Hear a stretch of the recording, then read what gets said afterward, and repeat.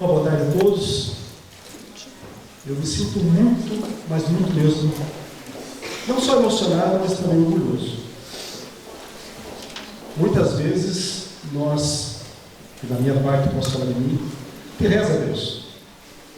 Pede a Deus que você faça a sua vontade, o que será melhor para mim e para o prefeito, para a minha cidade, para que eu possa fazer a diferença, para que eu possa ajudar aqueles que mais precisam, que eu possa ajudar aqueles que tentam gritar e não conseguem. O Campo Largo cresce dia a dia. Estamos com mais de 150 mil habitantes hoje. Cresce a expectativa também de podermos fazer uma cidade melhor. Mas hoje é o dia para nós refletirmos, planejarmos e fazermos sim a diferença na vida dessas pessoas. Então, o Campo tem feito alguma coisa? Sim. Muita coisa por sinal. Às vezes até com a ajuda da doutora Ângela, a Márcia secretária, nossos promotores do projeto, muito obrigado mesmo. Vocês são nossos ouvintes, que estamos sempre próximos de nós. Temos uma Câmara de Vereadores que sempre está atuando, trabalhando, e sempre, inclusive, né, doutor Lito, por muitas reuniões juntos, para podermos sim trazermos algo de novo. A nossa OAB, eu posso falar que eu estou da OAB, né? Então, a OAB, e é claro, o nosso conselho comunitário também, o conselho tutelar, que faz um trabalho excepcional. Nós hoje fizemos algumas coisas que realmente acredito que façam a diferença.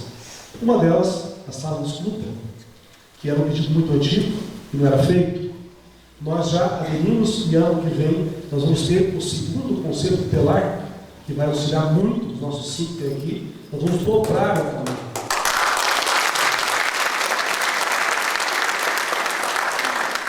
Porque nós entendemos que temos que sim melhorar as condições de trabalho.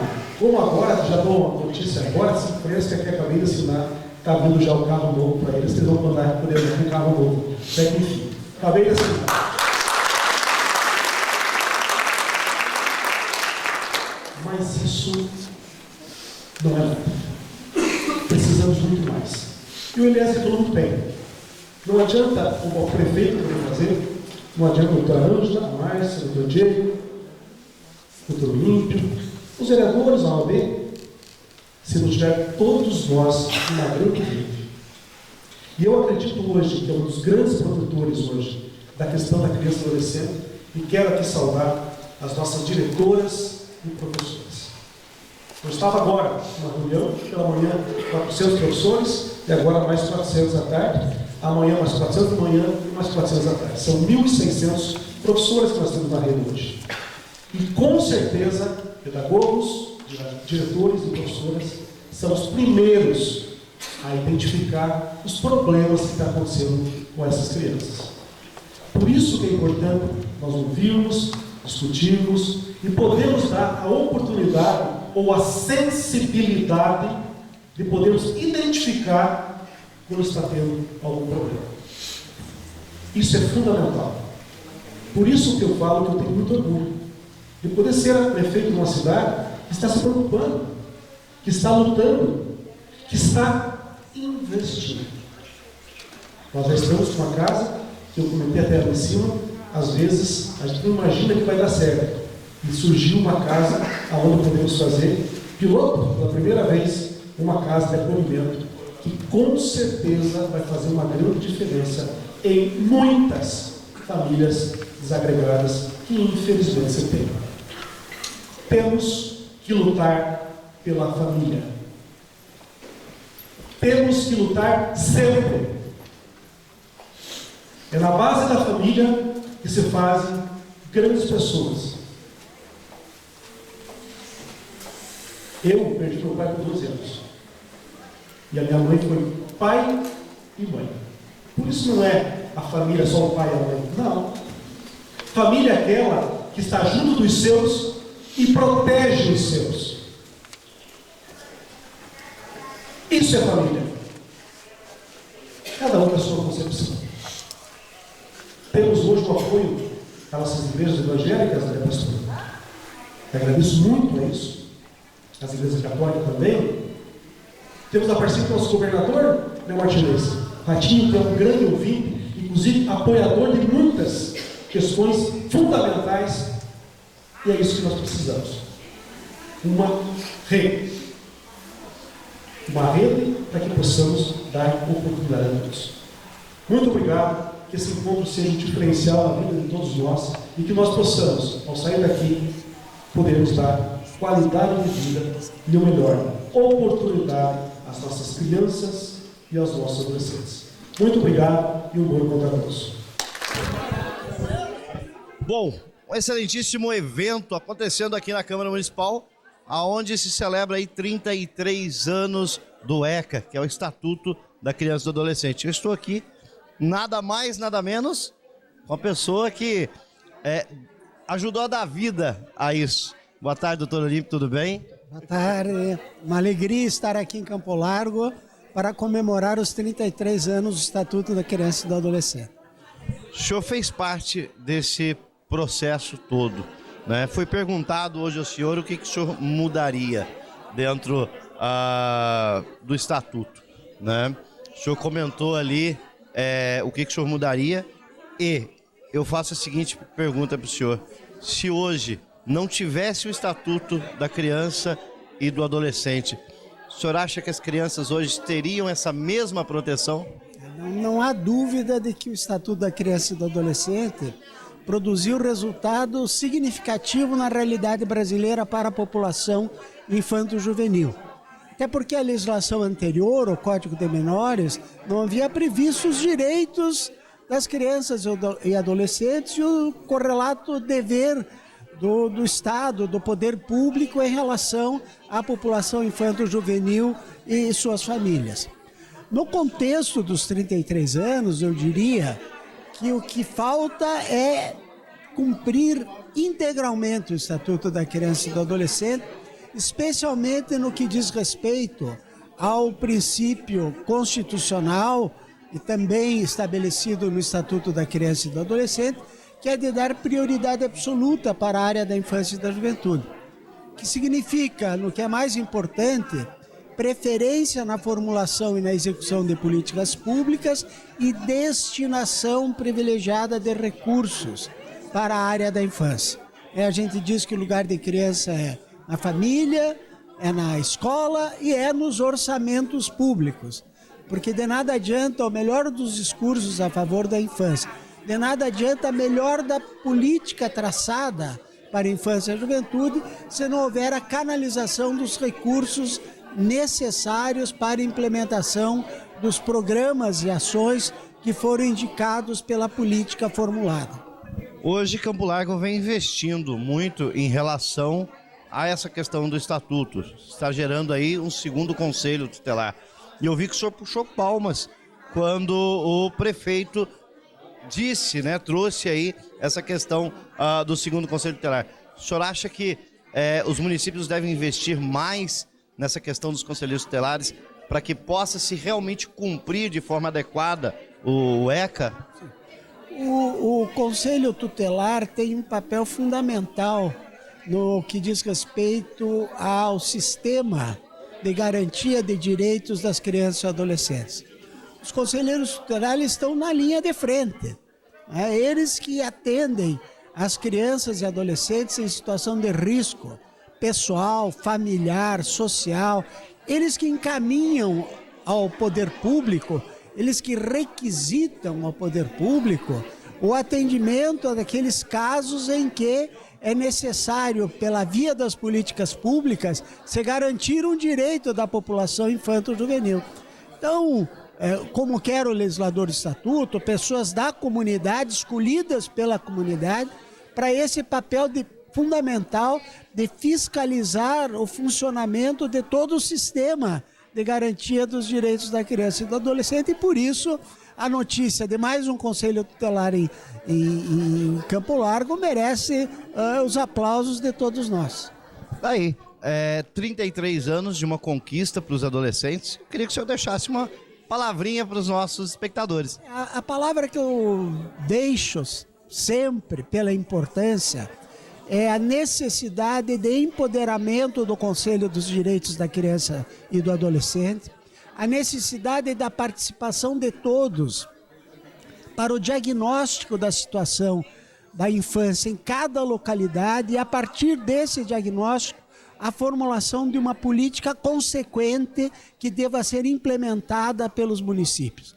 Lembrando que as decisões dos tribunais superiores são hoje unânimes, no sentido de que a política formulada pelos conselhos do direito vincula o administrador, que ele é obrigado a canalizar os recursos necessários para a implementação dos programas e ações que foram definidos e que, diante do princípio da prioridade absoluta, o administrador não pode implementar uma outra política não preferencial enquanto houver ainda necessidade da implementação da política da infância e juventude.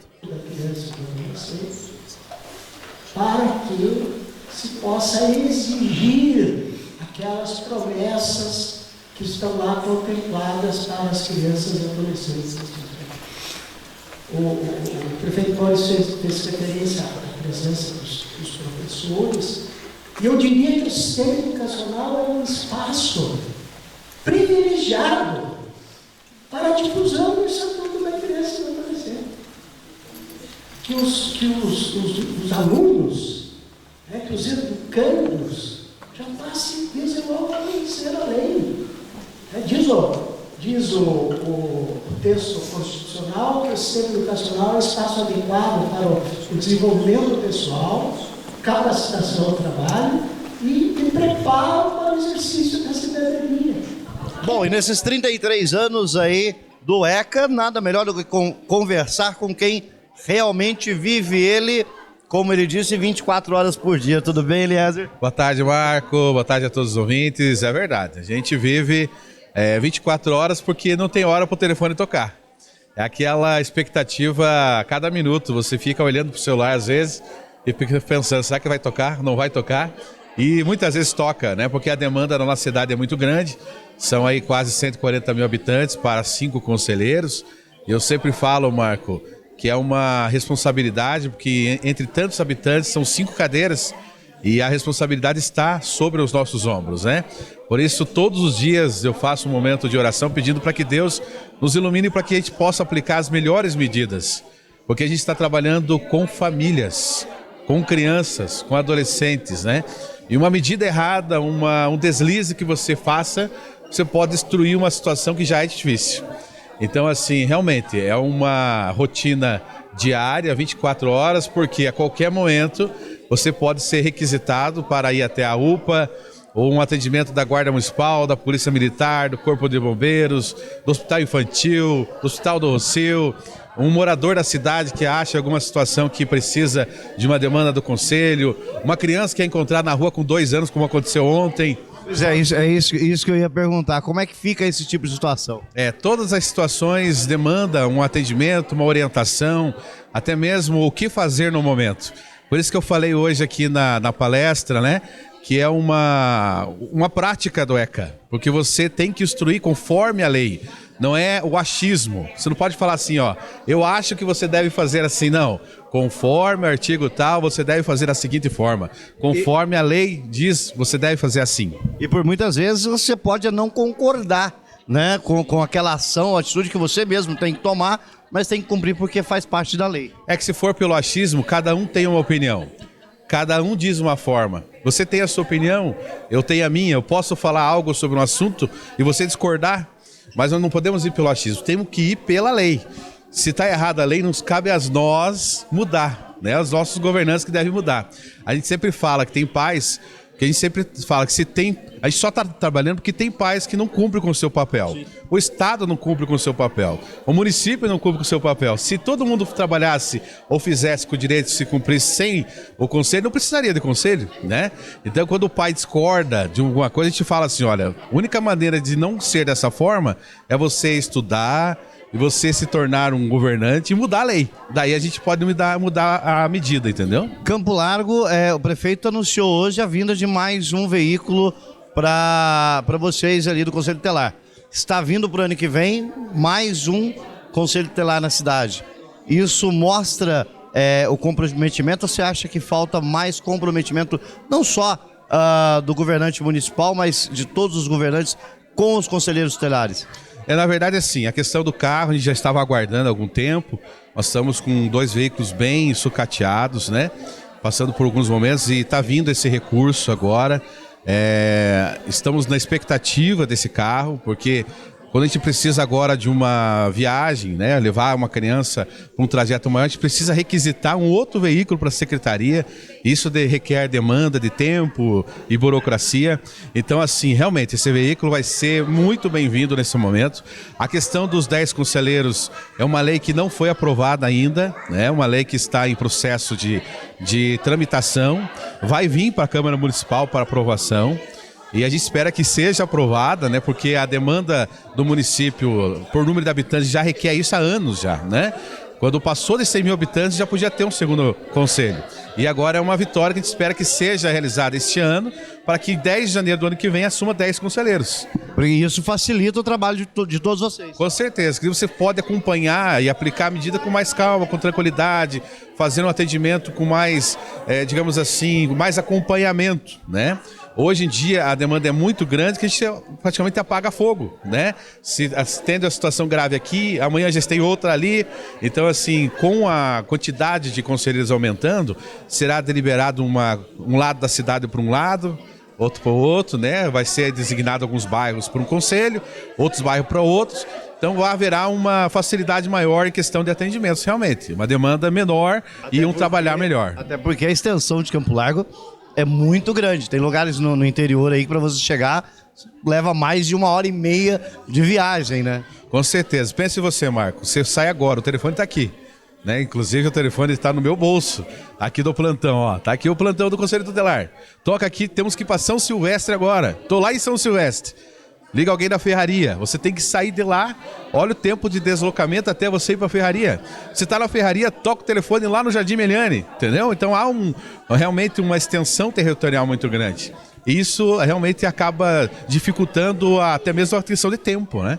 E eu digo para você assim, o Campo Largo, nós temos 5 conselheiros que têm trabalhado muito, sabe? E inclusive na questão do CIP, que é um sistema online de registro de denúncias, Campo Largo está em 2º lugar no estado. Só perde para a grande Curitiba, que tem 10 conselhos. Então, assim, realmente o trabalho é bastante.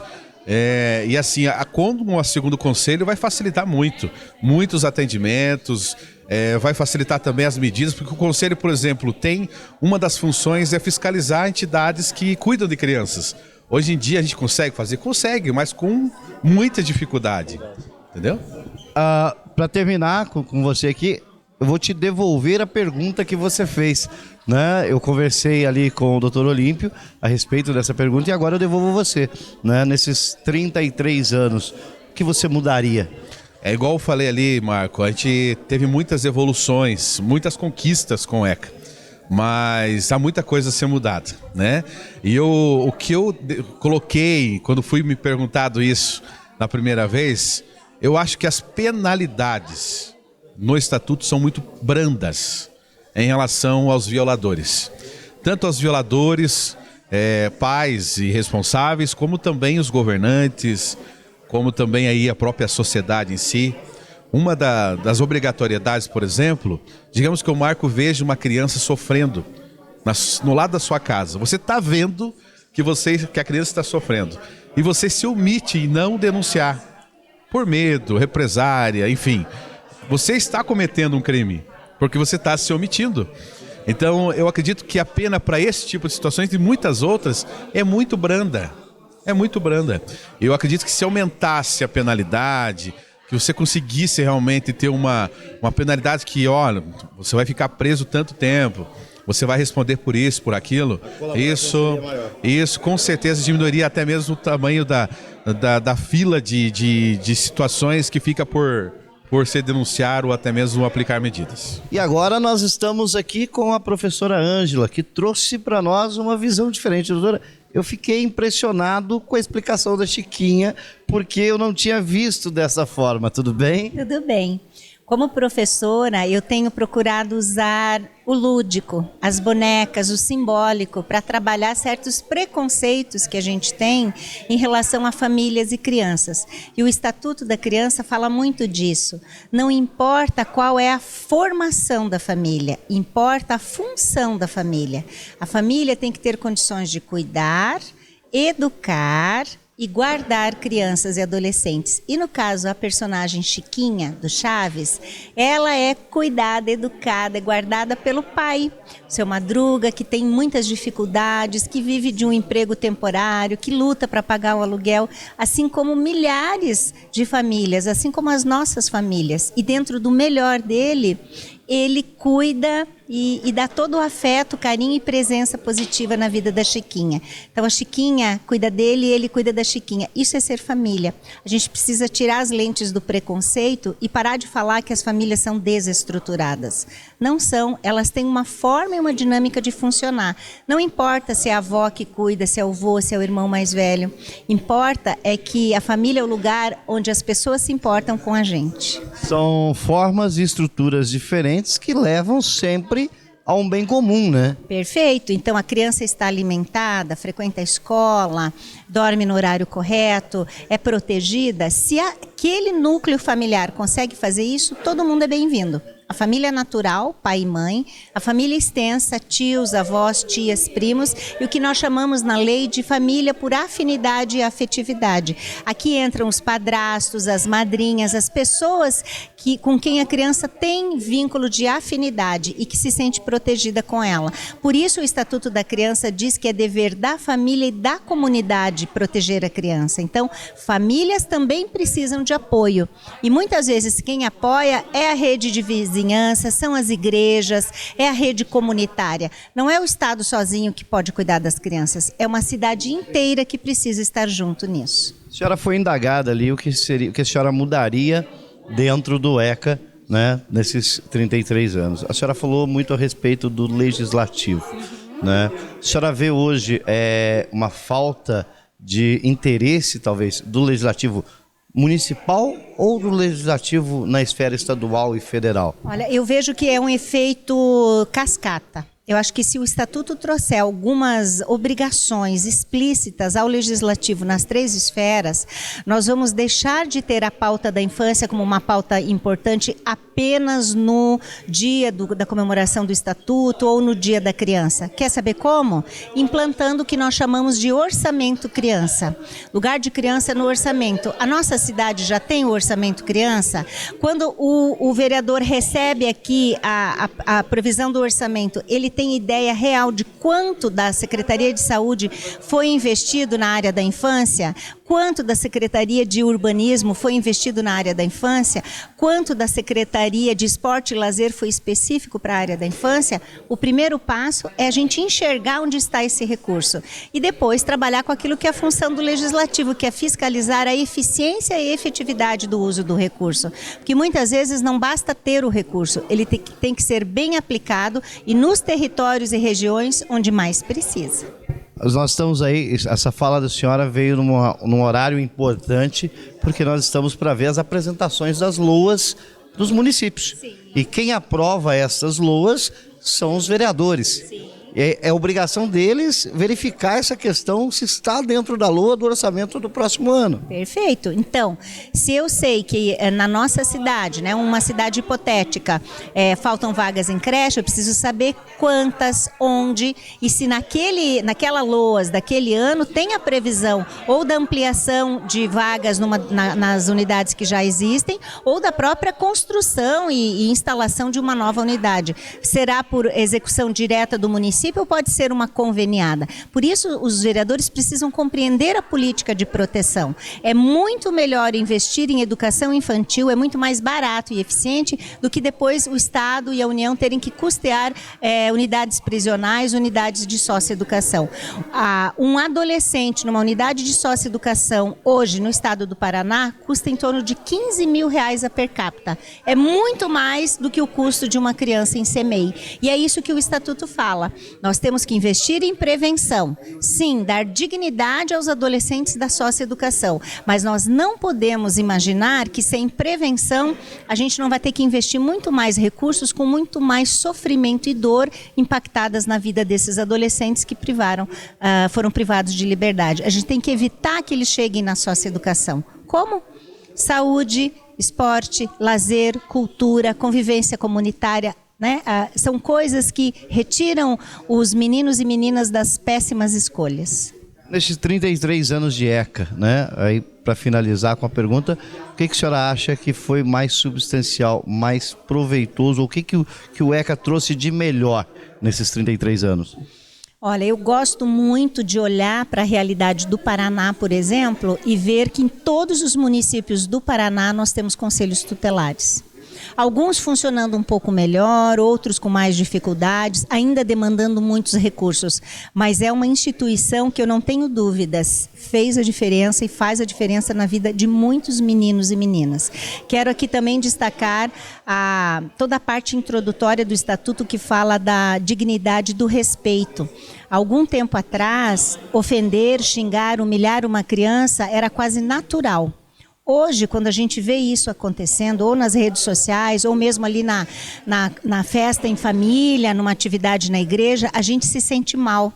Isso já é feito do Estatuto. Sabe por quê? Criança também é gente. E como gente deve ser tratada. Tá aí, muito obrigado. Obrigada, a senhora. parabéns, Tá. Com imagens de Matheus Lucas, Marco Polo Paes para a TV Campo Largo.